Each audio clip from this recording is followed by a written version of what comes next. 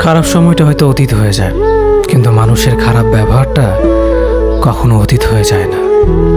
শুধু নিজে থেকে কথা বলা বন্ধ করে দেখো, দেখবে অনেক আপনজন বড় হয়ে যাবে। আসলে কেউ আপন হয় না। যারা তোমার ক্ষতি চায় তাদের আঘাত করবে না, তাদের সামনে একটু হাসি মুখে বাঁচবে। দেখবে তুমি আঘাত করলে যা কষ্ট পেত, ওরা তার থেকেও বেশি কষ্ট পাবে। যত মিশবে ততই মানুষ চিনবে। অভিনয় যে কত প্রকার হয় তা বুঝতে পারবে। সবাইকে তোমার সত্যতা জানানোর দরকার নেই। যে যা ভাবে তা নিয়ে সমালোচনা করতে দাও। বেঈমান মানুষগুলো কখনো অপরিচিত মানুষ হয় না, খুব কাছের মানুষগুলোই বেঈমান হয়।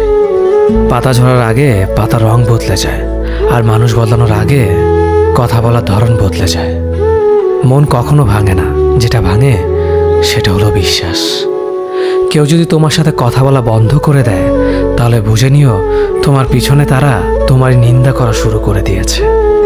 ভুল মানুষের কাছে প্রত্যাশা রাখি বলে আমরা দুঃখ পাই বেশি। আপনি যতই নরম মনের মানুষ হবেন, ততই আপনি অন্যদের কাছ থেকে ক্ষত বিক্ষত হবেন।